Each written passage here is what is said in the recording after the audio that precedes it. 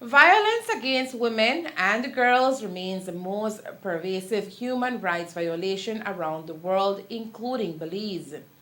Already heightened by the COVID 19 pandemic, its prevalence is now being further increased by the intersecting crisis of climate change, global conflict, and economic instability.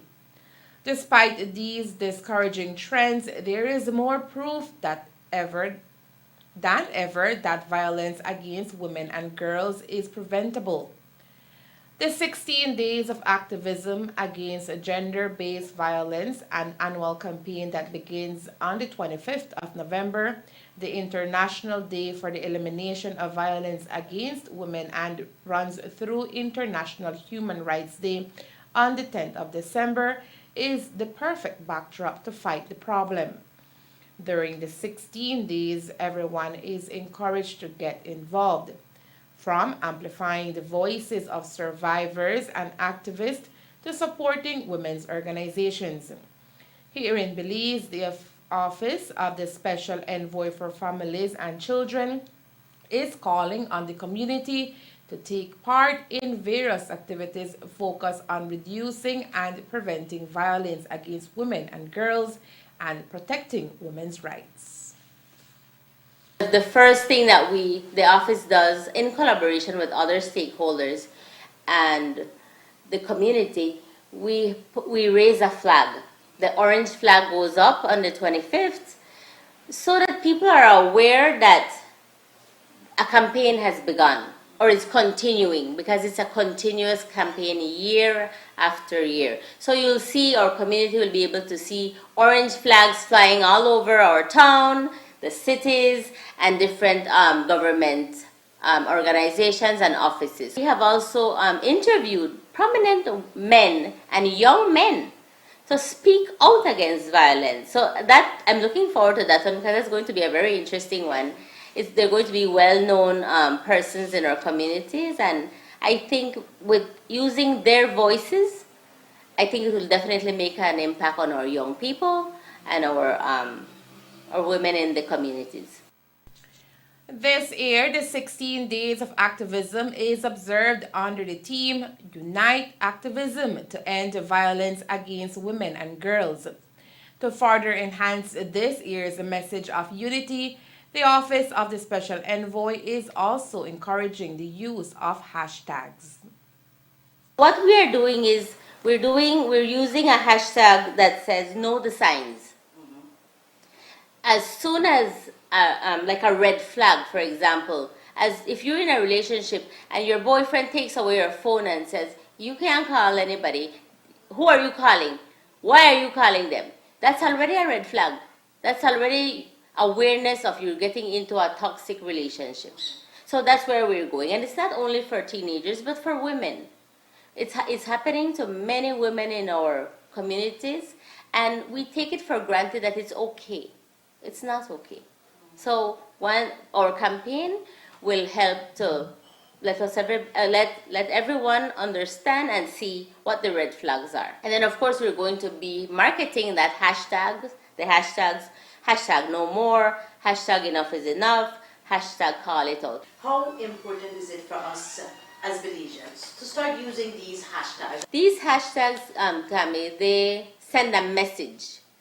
And that's the point of the hashtags. When you talk about hashtag no more, it means that we've had enough.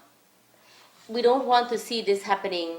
It has to stop. When you talk about hashtag enough is enough, it goes right in line with no more. We've had enough. Stop already. You know, it's all now. It's not funny anymore. It's not a part of our culture. We can't say it's a part of our culture. We have to change that part of our culture, and the only way that can be changed is if we change our attitudes with education and sensitization and knowing it's wrong. The last hashtag, call it out.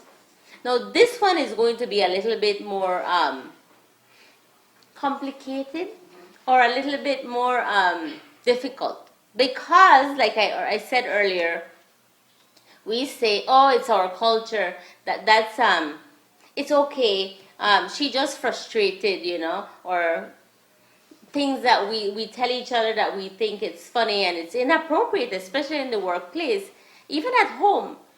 Things that we laugh it off and, oh, he's just a man, left alone, that's how men behave. Or she's just a woman, she's weak.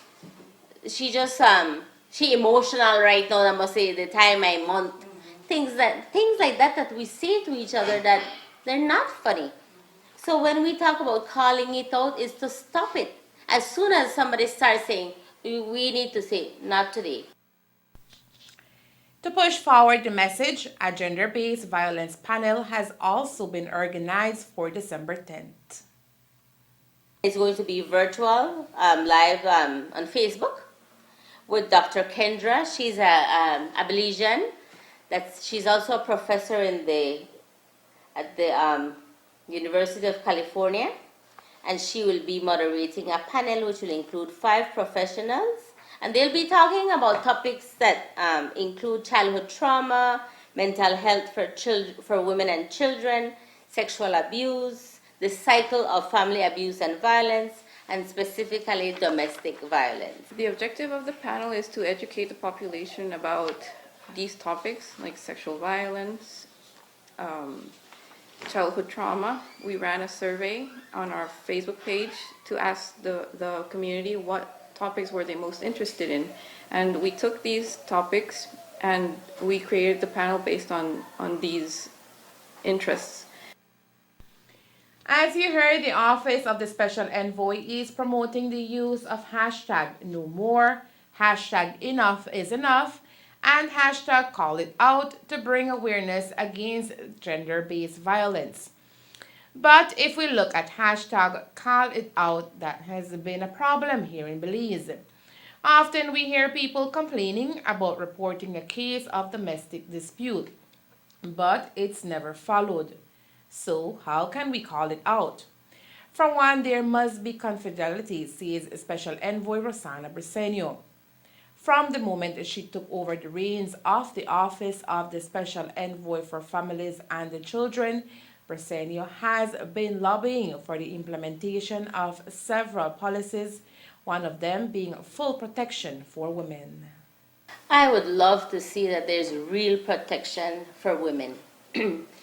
The sad reality, Kami, is that a lot of women are not aware of what services are out there. They don't know how to access the service. So if it's a mandate, it comes as a policy, a mandate that the police, the nurses, everyone involved has to inform the women of their rights, of what's available, then I know that the awareness will be there. If the police could make sure that it's mandatory for the police to tell a victim what her rights are, then men would be less prone to perpetrate more domestic violence and against women and girls, because they will also be aware that the woman has a right and they have protection. We've been working on this policy for a long time, and it's small steps, but I'm hoping that a major policy will be put in place. We will have more on our extensive interview with Briceño in tomorrow's newscast.